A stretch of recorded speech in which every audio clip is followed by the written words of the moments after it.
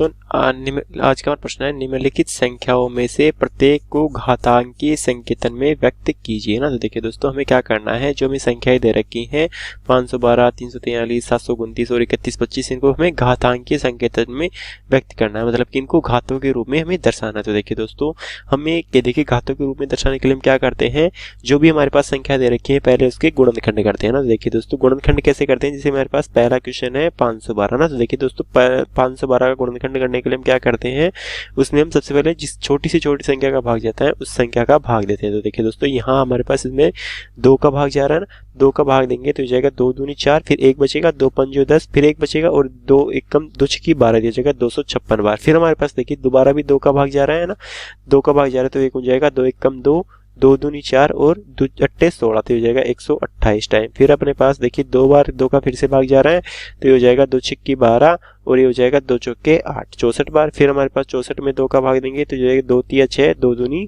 4, फिर हम 2 में 2 का फिर से भाग देंगे तो 1 2 एकम 2, 2 छक्के 12, फिर से देखिए 2 का भाग जा रहा है 16 में तो हो जाएगा 2 अट्टे 16, फिर हमारे पास 2 का फिर से भाग जा रहा है तो 2 चौके 8, फिर से अपने पास 2 का भाग जा रहा है तो हो जाएगा 2 दूनी 4, फिर से देखिए 2 में 2 का भाग जाता है तो हो जाएगा अपने पास 2 एकम 2 है ना। तो देखिए दोस्तों यहाँ से मैं 512 को क्या लिख सकता हूँ, मैं लिख सकता हूँ 2 इंटू 2 इंटू 2 इंटू 2 इंटू 2, देखिए कितनी बार है 1 2 3 4 5 6 7 8 और 9 बार है ना। तो देखिए 9 बार हमें 2 लिख रहे हैं तो 1 2 3 4 5 6 7 8 और 9 ना। तो देखिए दोस्तों यहाँ से हमारे पास ये कितना आ गया, देखिए यहाँ हमारे पास 2 9 बार गुणा में है ना। तो देखिए 2 9 बार गुणा में है, अतः हम इसको लिख सकते हैं 2 की पावर 9 है ना। तो देखिए दोस्तों यहाँ हमारे पास 2 9 बार गुणा में था, अतः हम कह सकते अतः हमारे पास 2 की पावर कितनी हो गई 9 हो गई ना। ऐसे हमारे पास देखिए दूसरा क्या था,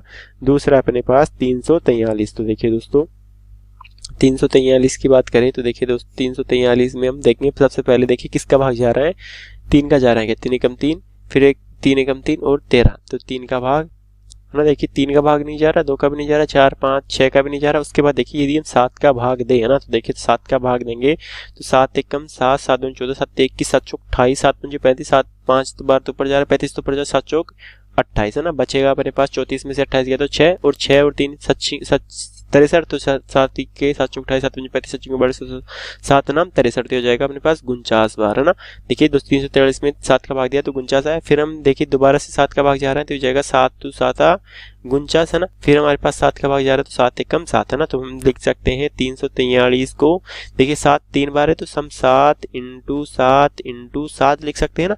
अब देखिए दोस्तों इसकी हम इसको क्या लिख सकते हैं, हम इसको लिख सकते हैं 7 की पावर 3, क्योंकि यहाँ हमारे पास 7 3 बार गुणा में, मतलब जितनी बार गुणा में होता है उतने हमारा आंसर हो जाता है। 343 को हमने 7 की पावर 3 लिख दिया और 512 को 2 की पावर 9 ना। ऐसे हमारे पास 729 है ना, तीसरा है अपने पास 729 है ना। तो देखिए दोस्तों तीसरा ये हमारे पास दूसरा था है ना, तीसरा है अपने पास 729। तो 729 को हम पावर में लिखने के लिए हम क्या करेंगे, पहले हम गुणनखंड निकालेंगे इसके। तो देखिए दोस्तों यहाँ 2 का नहीं जा रहा, 3 का भाग जा रहा है, तो देखिए 3 का भाग जा रहा है तो हम 3 का भाग देंगे इसमें, हो जाएगा 3 दूनी 6, फिर बचेगा 1 तो 3 चौक 12, फिर 3 तिया 9, तो 243 बार गया। फिर से देंगे 3 का भाग तो हो जाएगा 3 अंटा 24 और 3 एकम 3, फिर से हम 3 का भाग देंगे तो हो जाएगा 3 दूनी 6 और 2 तो 3 7 21, फिर हम देखें 3 का भाग तो 3 9 27, फिर हम देखें 3 का भाग तो हो जाएगा अपने पास 3 तिया 9, उसके बाद फिर से हम 3 का भाग देंगे तो हो जाएगा 3 एकम 3। अब यहाँ से देख सकते हो कि हमारे पास 3 के जो 729 की गुणनखंड है वो 3 इंटू 3 इंटू 3 इंटू 3 इंटू है। तो देखिए मैं नीचे लिख देता हूँ,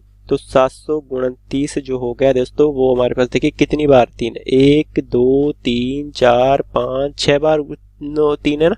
तो मैं इसको लिख दूंगा 3 into 3 into 3 into 3 into 3 into 3, 6 बार है ना। तो देखिए दोस्तों ये हो गया अपने पास 3, देखिए 1 2 3 4 5 6 बार अपने पास 3 गुणा में है, तो यहाँ 3 की पावर 6 हो जाएगा और ये हमारा क्या हो जाएगा, हमारा उत्तर हो जाएगा। उसके बाद देखिए दोस्तों लास्ट वाला है वो है अपने पास 31 25 है ना। तो देखिए दोस्तों लास्ट वाला है अपने पास 31 25 है ना। तो देखिए दोस्तों इसमें किसका भाग जा रहा है, इसमें हमारे पास 5 का भाग जा रहा है ना, तो 5 का भाग दूंगा मैं इसमें, तो हो जाएगा 5 6 के 30 है ना। फिर यहाँ बचेगा 1, ये हो जाएगा 5 दूनी 10, 2 बचा 5 5 25, तो 625। फिर हम 5 का भाग देंगे तो हो जाएगा अपने पास 5 एकम 5, 1 बचा 5 दूनी 10, 2 बचा 5 5 25, 5 ये हो जाएगा 125। फिर हम 5 का भाग देंगे तो हो जाएगा 5 दूनी 10, 2 बचा 5 25। फिर हम 5 का भाग देंगे तो 5 25, और ये हो जाएगा अपने पास 5 का भाग देंगे तो एक बार ना।